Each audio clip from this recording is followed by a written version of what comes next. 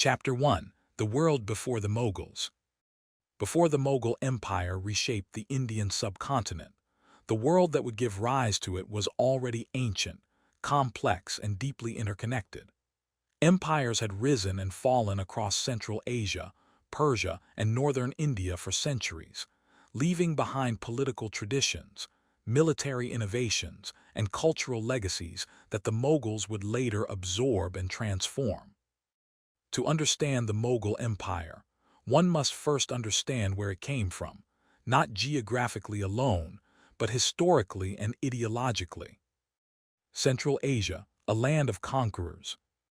The roots of the Mughal dynasty lie far from the plains of India, in the rugged and contested regions of Central Asia. This vast land, stretching across modern-day Uzbekistan, Afghanistan, and parts of Iran, was a crossroads of civilizations and a breeding ground for conquerors. For centuries, Central Asia had produced nomadic warriors hardened by harsh climates and constant conflict. Survival demanded mobility, discipline, and mastery of horseback warfare. These societies valued strength, loyalty, and lineage, and power often passed through military dominance rather than stable institutions. Among the most influential figures to emerge from this region was Timur, known in the West as Tamerlane. The legacy of Timur. Timur, born in 1336 near Samarkand, forged one of the most brutal and expansive empires of the medieval world. Though not a direct descendant of Genghis Khan, Timur claimed legitimacy by marrying into the Mongol royal line and adopting their traditions of rule and warfare. His campaigns stretched from Central Asia into Persia, the Middle East, and northern India. Cities that resisted were often destroyed, their populations massacred to instill fear. Yet Timur was not merely a destroyer. He was also a patron of art, architecture, and learning, transforming Samarkand into a glittering imperial capital. This contradiction, ruthless conquest combined with cultural ambition, would later define the Mughal rulers as well. Timur's empire did not survive long after his death in 1405, but his legacy endured, particularly through his descendants, known as the Timurids. The Timurid Renaissance. In the century following Timur's death, his descendants ruled over fragmented territories in Central Asia and Persia. Though politically weakened, they presided over a remarkable cultural flowering often referred to as the Timurid Renaissance. Persian became the language of administration and high culture. Poetry, miniature painting, astronomy, and architecture flourished. Cities like Herat and Samarkand became centers of intellectual life, attracting scholars and artists from across the Islamic world. This environment shaped the worldview of the future Mughal founder. He would inherit not only Timur's ambition, but also his appreciation for culture, history, and legacy. India before the Mughals. While Central Asia produced conquerors, India presented both opportunity and resistance.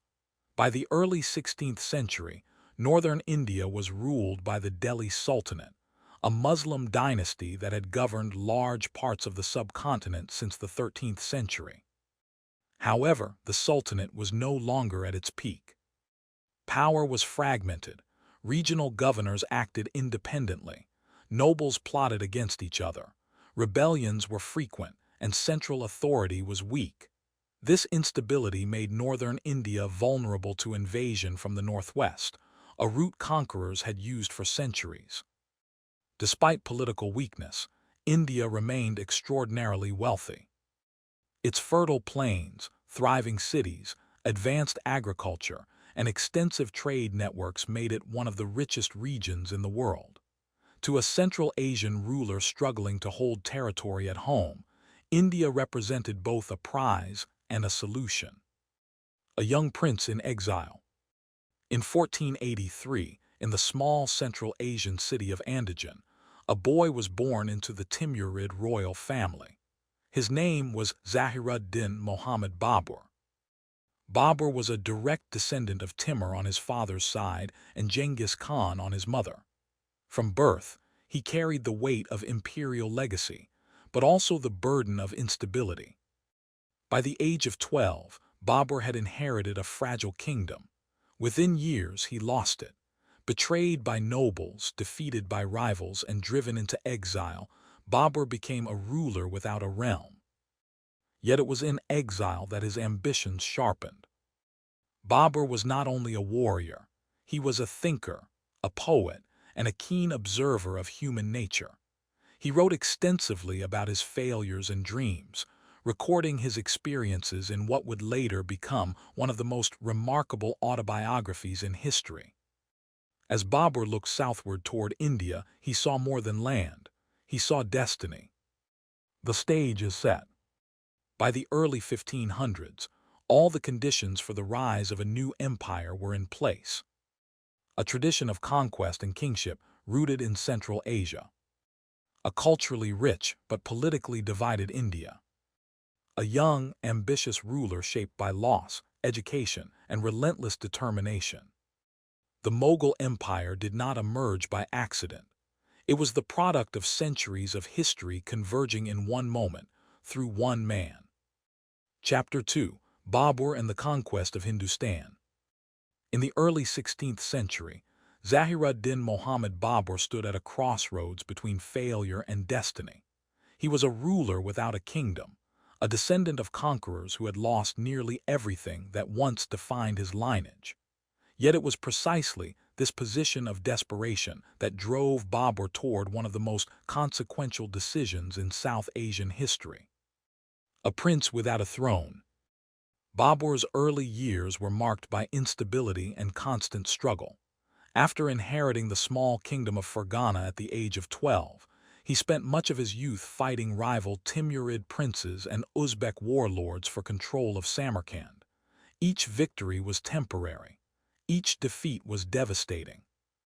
By his early 20s, Babur had lost his ancestral lands entirely. Forced southward, he eventually secured control over Kabul in 1504. Kabul was not the glorious capital of Timur's empire, but it offered something Babur desperately needed: a base of operations. From Kabul, Babur looked east. India as opportunity. Northern India was not unknown to Babur. His ancestor Timur had invaded the region more than a century earlier, leaving behind stories of immense wealth and weak resistance. Babur studied these accounts carefully. The Delhi Sultanate, ruled at the time by Ibrahim Lodi, was fractured by internal dissent. Afghan nobles resented Lodi's centralization of power. Regional governors acted independently. Rebellions simmered across the countryside. To Babur, India represented more than conquest. It represented stability. Unlike the endlessly contested lands of Central Asia, India offered fertile soil, steady revenue, and the possibility of permanent rule. The first invasions. Babur's initial raids into India were cautious. Between 1519 and 1524, he launched several expeditions across the Indus River, testing defenses and gauging political conditions. These early campaigns were not yet attempts at permanent occupation, but rather strategic probes. At the same time, Babur received invitations from discontented Afghan nobles within India, who sought his help in overthrowing Ibrahim Lodi. These appeals strengthened Babur's belief that India could be taken, not just by force, but through alliances and timing. Weapons that changed warfare. One of Babur's greatest advantages lay not in numbers, but in technology and tactics. Unlike most Indian armies of the time, Babur's forces made extensive use of gunpowder weapons, including matchlock muskets and field artillery. He had learned these techniques from the Ottomans, whose military innovations were reshaping warfare across the Islamic world. Babur combined firearms with traditional Central Asian cavalry tactics, using mobility, discipline, and coordinated formations. This blend of old and new would prove decisive. The First Battle of Panipat. On April 21, 1526, Babur's army faced Ibrahim Lodi near the town of Panipat, north of Delhi. The odds were heavily stacked against him. Babur commanded approximately 12 to 15,000 troops. Ibrahim Lodi reportedly fielded an army several times larger, including war elephants intended to break enemy lines through sheer force. Yet numbers alone would not decide the outcome. Babur arranged his forces behind defensive barriers and positioned artillery at strategic points. As Lodi's army advanced, they were met with sustained cannon fire and disciplined volleys from musketeers. Confused and panicked, the elephants turned back, trampling their own troops. By the end of the day, Ibrahim Lodi was dead on the battlefield. The Delhi Sultanate had fallen. The birth of the Mughal Empire. With victory at Panipat, Babur entered Delhi as a conqueror. He claimed the throne and declared the foundation of a new dynasty, the Mughal Empire. The name Mughal, derived from Mongol, reflected Babur's ancestral ties, though his culture and administration would be deeply Persianized. From the outset, the Mughal state blended Central Asian military traditions with Indo-Persian governance. However, Babur's hold on India was far from secure. Resistance and consolidation. Rajput kingdoms, particularly under Rana Sanga of Mewar, viewed Babur as a foreign invader. In 1527, a massive coalition of Rajput forces challenged Mughal authority at the Battle of Kanwa. Once again, Babur relied on disciplined formations and artillery. The battle was fierce, but the result was decisive. Rana Sanga was defeated, and Rajput resistance temporarily subdued. With this victory, Babur secured his dominance over northern India. A conqueror's reflection. Despite his military success, Babur was not fully at ease in India. He found the climate harsh, the landscape unfamiliar, and the culture vastly different from his homeland. In his writings, he expressed longing for the gardens, fruits, and mountains of Central Asia. Yet Babur also recognized the magnitude of what he had achieved. In just a few years, a displaced prince had laid the foundation for an empire that would endure for more than 3 centuries. An unfinished legacy. Babur did not rule India for long. He died in 1530, only 4 years after his decisive victory at Panipat. His empire was still fragile, dependent on the loyalty of nobles and the strength of his successors. He left the throne to his son Humayun, along with a kingdom won through vision, adaptation, and relentless determination. Chapter 3: Humayun Fall, Exile, and Restoration. When Babur died in 1530, the Mughal Empire was still an experiment rather than a certainty. Its foundations had been laid through conquest, but its survival depended on governance, diplomacy, and continuity. These challenges fell to Babur's eldest son, Nasiruddin Muhammad Humayun, a ruler whose reign would test the Mughal dynasty to its breaking point. A fragile inheritance. Humayun inherited an empire that was vast but unstable. Babur's victories had been recent, and Mughal authority over northern India remained shallow. Many Afghan nobles still resented foreign rule, regional powers waited for weakness, and the administrative systems of the state were underdeveloped. Complicating matters further was the Timurid tradition of dividing territory among royal family members. Humayun granted provinces to his brothers, believing loyalty would follow generosity. Instead, it sowed rivalry and rebellion. From the beginning, Humayun ruled a divided house. Humayun the idealist. Unlike his father, Humayun lacked a decisive military temperament. He was deeply interested in astrology, mysticism, and philosophy, often allowing celestial beliefs to guide political decisions. Days of the week were assigned specific functions based on planetary influence, and court rituals reflected cosmic symbolism. While intellectually curious and personally generous, Humayun struggled to inspire fear or absolute loyalty, qualities essential for survival in a volatile political landscape. The rise of Sher Shah Suri. As Humayun grappled with internal challenges, a formidable rival emerged from among the Afghans, Sher Khan Sur, later known as Sher Shah Suri. Sher Shah was not a royal by birth, but a brilliant administrator, military strategist, and political realist. He understood the weaknesses of the Mughal state and exploited them with precision. In a series of encounters, Sher Shah defeated Humayun's forces, first gradually, then decisively. The critical blow came in 1540 at the Battle of Kannauj, where Humayun suffered a crushing defeat. Delhi was lost. The Mughal Empire collapsed almost overnight. Exile and survival. Humayun fled westward with a small band of loyal followers. His escape was perilous. He crossed deserts, rivers, and hostile territories, often surviving on charity and the loyalty of a few remaining allies. At one point, Humayun nearly died while crossing the Indus River. His infant son, Akbar, was carried through the chaos, unknowingly destined to become one of the greatest rulers in Indian history. Homeless and powerless, Humayun sought refuge beyond India's borders. The Persian connection. In desperation, Humayun turned to the Safavid Empire of Persia, ruled by Shah Tahmasp. The Safavids were one of the most powerful states of the Islamic world, but their aid came at a cost. Humayun was required to formally adopt Shia practices at the Persian court, a significant concession for a Sunni ruler. Though largely symbolic, this act demonstrated how far Humayun was willing to go to reclaim his throne.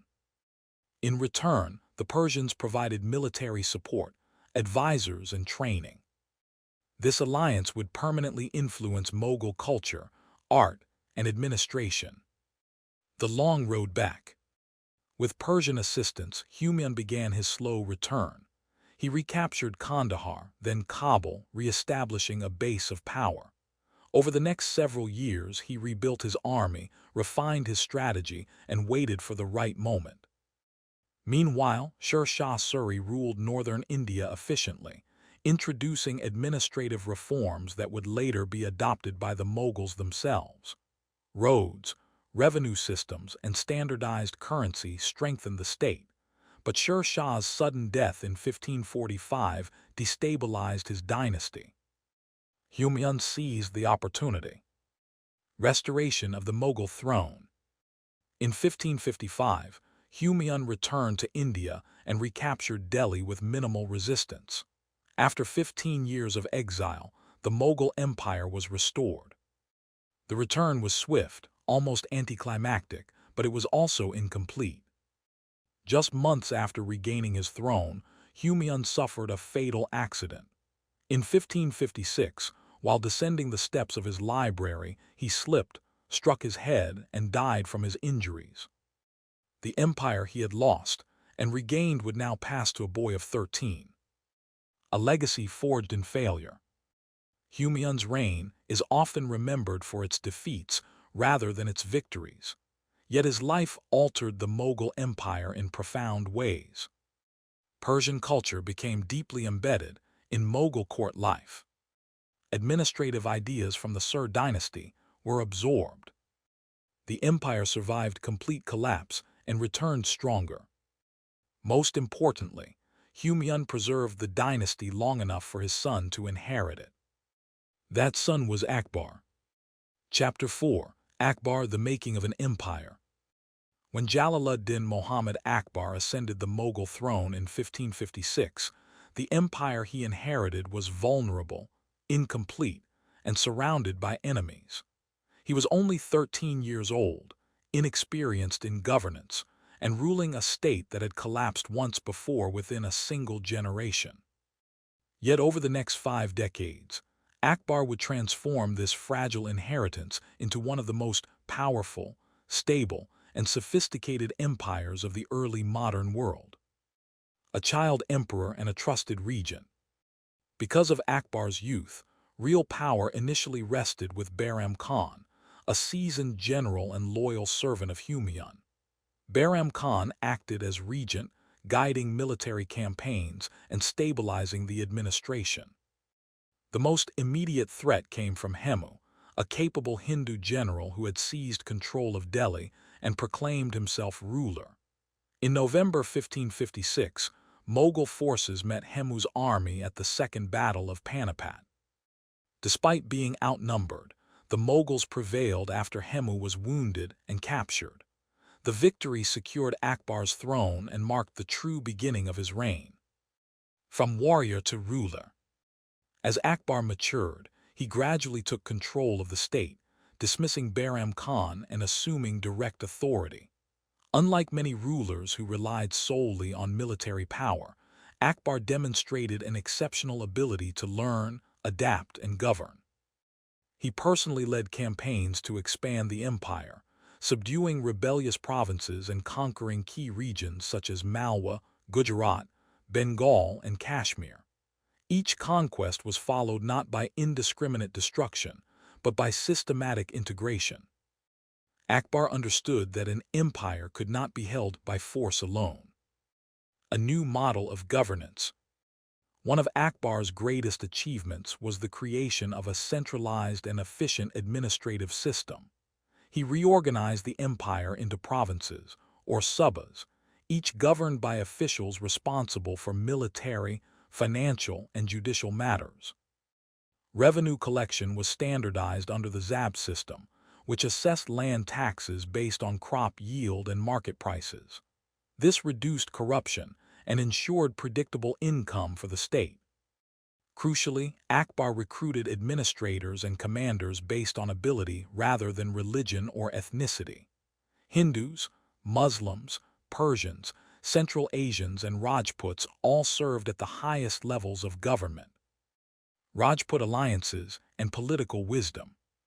Instead of destroying Rajput kingdoms, Akbar formed alliances through diplomacy and marriage. Rajput rulers retained control of their lands in exchange for loyalty to the Mughal crown. This policy transformed former enemies into imperial partners. Rajput generals became some of the empire's most trusted military leaders, strengthening Mughal authority across northern and western India. It was a strategy rooted in realism rather than ideology. Religious policy and tolerance. Perhaps the most distinctive feature of Akbar's rule was his approach to religion. In a deeply diverse empire, Akbar recognized that religious intolerance would invite rebellion. He abolished the jizya, a tax imposed on non-Muslims, and promoted freedom of worship. At his court, scholars of Islam, Hinduism, Jainism, Christianity, and Zoroastrianism engaged in open debate. Akbar sought understanding rather than dominance, believing that moral authority strengthened political power. Though his personal spiritual beliefs evolved over time, his policies were grounded in stability and unity. Culture, art, and identity. Under Akbar, Mughal culture flourished. Persian literature, Indian traditions, and Central Asian influences blended into a distinctive imperial identity. Architecture advanced with the construction of forts, palaces, and planned cities, including Fatehpur Sikri, Akbar's short-lived but ambitious capital. Painting workshops produced detailed miniatures depicting court life, battles, and mythology. These cultural achievements were not decorative. They reinforced the legitimacy of Mughal rule. An empire secured. By the time of Akbar's death in 1605, the Mughal Empire stretched from Afghanistan to Bengal and deep into the Deccan. More importantly, it was stable. Akbar left behind a functioning bureaucracy, loyal elites, and a tradition of inclusive governance. He did not merely conquer territory, he built a system capable of surviving his absence. His successor would inherit not chaos, but strength. Chapter 5. Jahangir Power, Art, and Intrigue. When Nur ad-Din Muhammad Jahangir ascended the Mughal throne in 1605, he inherited an empire at the height of its power. Thanks to Akbar's reforms, the state was stable, wealthy, and territorially vast. Jahangir did not face the existential threats that had challenged his predecessors. Instead, his reign would be shaped by consolidation, court politics, and cultural refinement. Yet beneath the surface of stability, new tensions were quietly forming. A prince shaped by privilege, Jahangir was raised in the luxury and confidence of Akbar's court. Unlike Babur or Humayun, he had never known exile or desperation. This upbringing shaped his personality, confident, impulsive, and deeply conscious of his royal status. Upon taking the throne, Jahangir presented himself as a ruler committed to justice. One of his first acts was the installation of the chain of justice outside his palace, allowing subjects to appeal directly to the emperor. Though symbolic, it reinforced the image of a sovereign accessible to his people. Governance and continuity. Jahangir largely preserved Akbar's administrative framework. The bureaucracy continued to function efficiently, revenue flowed steadily, and provincial governors maintained order. However, Jahangir lacked his father's tireless energy for direct governance. Much of the day-to-day administration was handled by court officials, nobles, and most notably, members of the royal household. This shift subtly altered the balance of power within the empire. The rise of Nur Jahan. No figure defined Jahangir's reign more than Nur Jahan, his wife and political partner.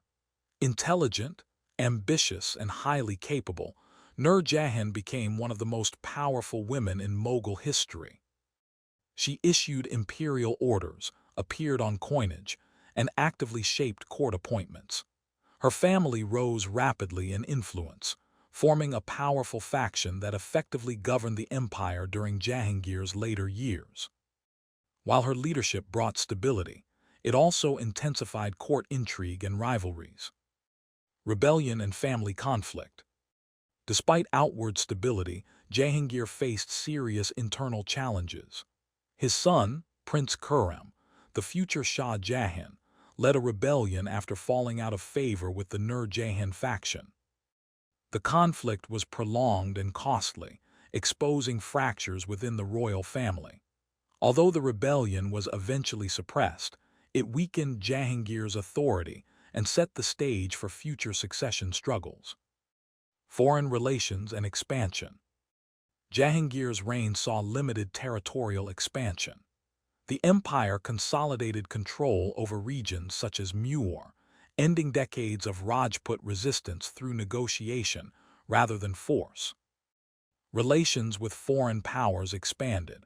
European traders, particularly the British, received imperial permission to establish trading posts. These early agreements appeared minor at the time, but they would have far-reaching consequences in later centuries. A golden age of art. Culturally, Jahangir's reign marked a high point of Mughal art. He was a passionate patron of painting, natural studies, and architecture. Mughal miniature art reached unprecedented realism, with detailed depictions of flora, fauna, and court life. Jahangir himself took a keen interest in nature, commissioning detailed illustrations of animals and plants.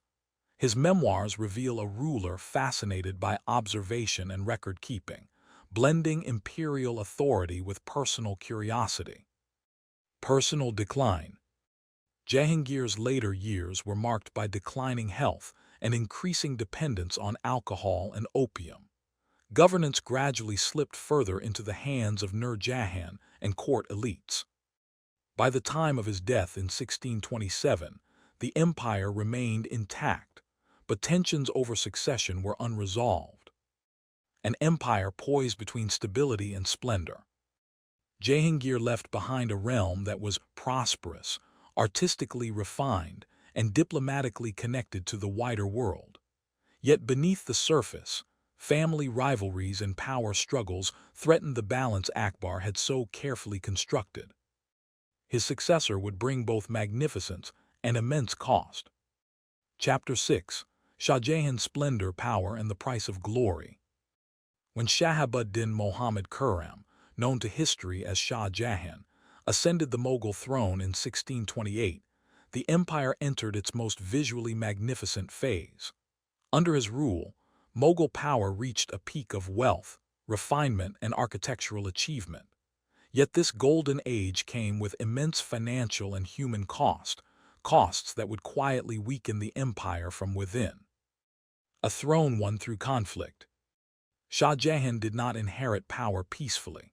Following Jahangir's death, the empire plunged into a brutal succession struggle. Shah Jahan emerged victorious by eliminating rivals, including close family members, in accordance with Mughal tradition. This violent consolidation ensured stability, but it also reinforced a culture of dynastic paranoia that would plague future generations. Centralization and authority. Once in power, Shah Jahan strengthened imperial control.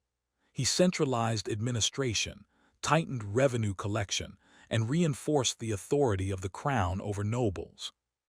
The empire expanded further into the Deccan, bringing immense resources under Mughal control. Trade flourished, and imperial revenues reached unprecedented levels. However, much of this wealth would soon be consumed by grand ambition. The age of monumental architecture. Shah Jahan's reign is inseparable from Mughal architecture. He envisioned an empire defined by permanence, symmetry, and splendor. The most famous symbol of this vision is the Taj Mahal, built in memory of his wife Mumtaz Mahal. Constructed over 2 decades, the monument combined Persian, Central Asian, and Indian design traditions into a structure unmatched in elegance. Beyond the Taj Mahal, Shah Jahan commissioned the Red Fort of Delhi, the Jama Masjid, and numerous palaces and gardens. These projects transformed the visual identity of Mughal rule and projected imperial authority across the subcontinent. The hidden cost of grandeur. While architecture glorified the empire, it drained its resources. Massive construction projects required enormous labor forces, materials, and funding. Tax burdens increased, and provincial pressures intensified. The emphasis on spectacle masked growing strain within the administrative and military systems. Court life and cultural refinement. Shah Jahan's court represented the height of Mughal luxury. Art, poetry, music, and craftsmanship flourished. Court ceremonies became elaborate displays of hierarchy and power. Yet this refinement also created distance between the emperor and common subjects. The empire became increasingly centered on the court, rather than on adaptive governance. Family rivalries and succession. Shah Jahan's greatest failure lay not in governance, but in succession planning. His sons, Dara Shikoh, Shah Shuja, Aurangzeb, and Murad Baksh, grew into rivals with competing visions for the empire. As Shah Jahan's health declined, a bitter war of succession erupted. Unlike previous struggles, this conflict would permanently alter the Mughal state. The fall of a builder. In 1658, Shah Jahan was overthrown by his son Aurangzeb. Declared unfit to rule, Shah Jahan spent the final years of his life imprisoned in the Red Fort of Agra, where he could reportedly see the Taj Mahal from his window. The ruler who had defined Mughal grandeur was reduced to a silent observer of his empire's transformation. An empire at its peak and turning point. Shah Jahan left behind a realm unmatched in wealth and artistic achievement. Yet the systems that sustained it were strained, and the unity that held it together was fragile. The next ruler would inherit not just power, but profound internal tension. Chapter 6. Shah Jahan's Splendor, Power, and the Price of Glory. When Shahabuddin Muhammad Khurram, known to history as Shah Jahan, ascended the Mughal throne in 1628, the empire entered its most visually magnificent phase. Under his rule, Mughal power reached a peak of wealth, refinement, and architectural achievement. Yet this golden age came with immense financial and human costs that would quietly weaken the empire from within. A throne won through conflict. Shah Jahan did not inherit power peacefully. Following Jahangir's death, the empire plunged into a brutal succession struggle. Shah Jahan emerged victorious by eliminating rivals, including close family members, in accordance with Mughal tradition. This violent consolidation ensured stability, but it also reinforced a culture of dynastic paranoia that would plague future generations. Centralization and authority. Once in power, Shah Jahan strengthened imperial control. He centralized administration, tightened revenue collection, and reinforced the authority of the crown over nobles. The empire expanded further into the Deccan, bringing immense resources under Mughal control. Trade flourished, and imperial revenues reached unprecedented levels. However, much of this wealth would soon be consumed by grand ambition. The age of monumental architecture. Shah Jahan's reign is inseparable from Mughal architecture. He envisioned an empire defined by permanence, symmetry, and splendor. The most famous symbol of this vision is the Taj Mahal, built in memory of his wife Mumtaz Mahal. Constructed over 2 decades, the monument combined Persian, Central Asian, and Indian design traditions into a structure unmatched in elegance. Beyond the Taj Mahal, Shah Jahan commissioned the Red Fort of Delhi, the Jama Masjid, and numerous palaces and gardens. These projects transformed the visual identity of Mughal rule and projected imperial authority across the subcontinent. The hidden cost of grandeur. While architecture glorified the empire, it drained its resources. Massive construction projects required enormous labor forces, materials, and funding. Tax burdens increased, and provincial pressures intensified. The emphasis on spectacle masked growing strain within the administrative and military systems. Court life and cultural refinement. Shah Jahan's court represented the height of Mughal luxury. Art, poetry, music, and craftsmanship flourished. Court ceremonies became elaborate displays of hierarchy and power. Yet this refinement also created distance between the emperor and common subjects. The empire became increasingly centered on the court, rather than on adaptive governance. Family rivalries and succession. Shah Jahan's greatest failure lay not in governance, but in succession planning. His sons, Dara Shikoh, Shah Shuja, Aurangzeb, and Murad Baksh, grew into rivals with competing visions for the empire. As Shah Jahan's health declined, a bitter war of succession erupted. Unlike previous struggles, this conflict would permanently alter the Mughal state. The fall of a builder. In 1658, Shah Jahan was overthrown by his son Aurangzeb. Declared unfit to rule, Shah Jahan spent the final years of his life imprisoned in the Red Fort of Agra, where he could reportedly see the Taj Mahal from his window. The ruler who had defined Mughal grandeur was reduced to a silent observer of his empire's transformation. An empire at its peak and turning point. Shah Jahan left behind a realm unmatched in wealth and artistic achievement. Yet the systems that sustained it were strained, and the unity that held it together was fragile. The next ruler would inherit not just power, but profound internal tension. In the next chapter, we will examine Aurangzeb's reign, a period of vast territorial expansion, rigid policy, and the slow erosion of Mughal stability. Chapter 7. Aurangzeb Empire at its peak, power at its breaking point. When Muhyiddin Muhammad Aurangzeb seized the Mughal throne in 1658, he inherited the largest and wealthiest empire India had ever known. Yet unlike his predecessors, Aurangzeb ruled not through spectacle or accommodation, but through discipline, expansion, and rigid authority. His reign would push the Mughal Empire to its greatest territorial extent, and simultaneously plant the seeds of its irreversible decline. A different kind of emperor. Aurangzeb was profoundly different from Shah Jahan. Personally austere, deeply religious, and highly disciplined, he rejected the lavish court culture that had defined earlier Mughal rulers. He lived simply, avoided public ceremony, and presented himself as a moral guardian of the state. This personal piety shaped imperial policy. Aurangzeb viewed kingship not as cultural expression, but as moral responsibility. Where Akbar had sought inclusion, Aurangzeb sought order. Revering imperial policy. One of Aurangzeb's most consequential decisions was the reversal of Akbar's religious tolerance.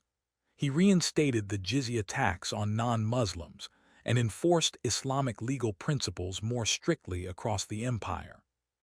Temples were no longer protected under imperial patronage, and in certain cases, state-sponsored destruction occurred, often tied to political rebellion rather than theology alone. Nonetheless, these actions alienated large segments of the population.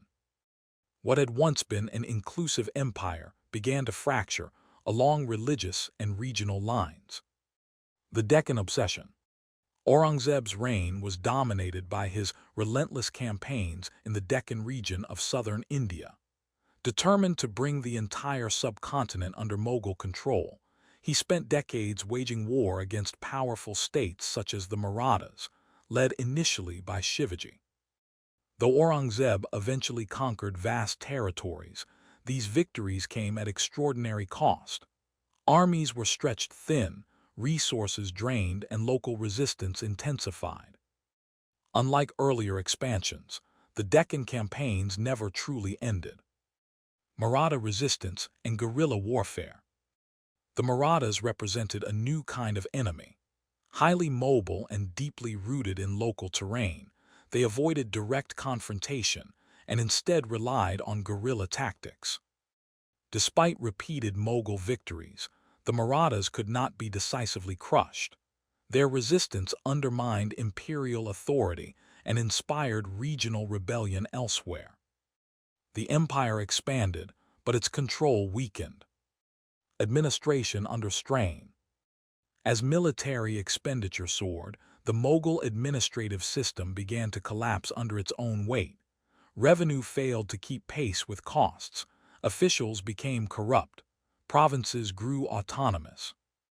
Aurangzeb ruled an empire too large to govern effectively with centralized authority alone. The systems built by Akbar were stretched beyond their limits. A lonely emperor. In his later years, Aurangzeb ruled almost constantly from military camps, far from the imperial capitals. He outlived most of his family, saw his sons rebel, and witnessed the growing instability of his realm. In letters written toward the end of his life, Aurangzeb expressed regret, isolation, and doubt, rare admissions from a ruler known for rigidity. Death of a Titan.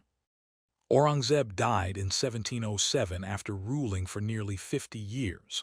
At the moment of his death, the Mughal Empire was larger than ever, but fundamentally weakened. He left no clear succession plan, no restored unity, and no relief from the conflicts he had prolonged. The turning point. Aurangzeb's reign marked the final moment when the Mughal Empire functioned as a unified imperial power. What followed was fragmentation, regional autonomy, and gradual decline. Chapter 8. Decline: the fragmentation of Mughal power. When Aurangzeb died in 1707, the Mughal Empire stood at a crossroads between imperial legacy and irreversible decline. Though vast in territory, the empire he left behind was exhausted, militarily, economically, and politically.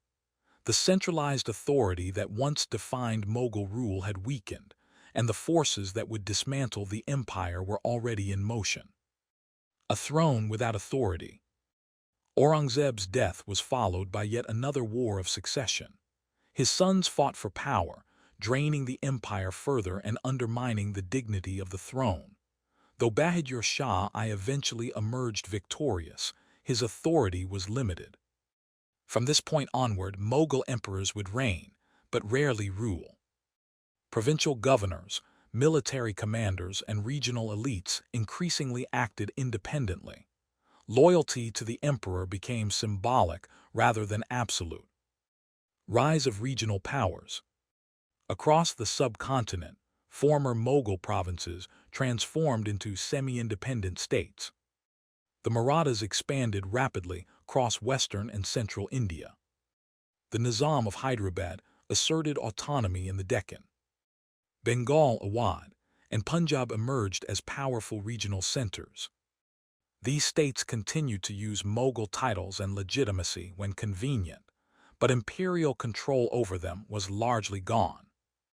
The empire fractured not through sudden collapse, but through slow disengagement, economic decline, and administrative breakdown. The Mughal economy, once the backbone of imperial power, suffered under prolonged warfare and declining revenue efficiency. The Jagiar system, land grants to nobles in exchange for service, became unsustainable as more officials demanded income from shrinking resources. Corruption increased, soldiers went unpaid, local administrators diverted revenue for personal gain. The empire could no longer fund the military force required to maintain control. Invasions from the northwest. As internal stability eroded, external threats returned. In 1739, Nader Shah of Persia invaded India, defeating Mughal forces and sacking Delhi. The city was looted and immense wealth, including the peacock throne, was carried away. The psychological impact was devastating. The Mughal emperor was exposed as powerless, and the illusion of imperial invincibility shattered. Later invasions by Ahmed Shah Durrani further weakened northern India, leaving entire regions in chaos. The British East India Company. While regional powers fought for dominance, a new force quietly expanded its influence: the British East India Company. Initially granted trading rights under Jahangir, the company evolved from merchant enterprise into political power. By exploiting divisions among Indian rulers, the British gained territorial control through warfare, treaties, and manipulation. The decisive moment came in 1757 at the Battle of Plassey, where the company defeated the Nawab of Bengal. Though the Mughal emperor still existed, real power had shifted. Emperors in name only. By the late 18th century, Mughal emperors were reduced to ceremonial figures. They controlled little more than the city of Delhi, relying on regional rulers and foreign powers for protection. Court life continued in diminished form, preserving rituals of grandeur even as authority vanished. The Mughal Empire had become a shadow of itself. The final blow. In 1857, a massive uprising against British rule erupted across northern India. Though the rebellion was not originally imperial in nature, rebels rallied around the aging Mughal Emperor Bahadur Shah Zafar as a symbol of resistance. The revolt was crushed, Delhi was captured, Bahadur Shah Zafar was exiled to Burma. With his removal, the Mughal dynasty formally ended. End of an empire. After more than 3 centuries, Mughal rule in India was over. What remained were monuments, administrative traditions, and cultural influences that would shape the subcontinent long after the empire's fall. The Mughals did not disappear in a single moment. They faded, gradually, painfully, and inevitably.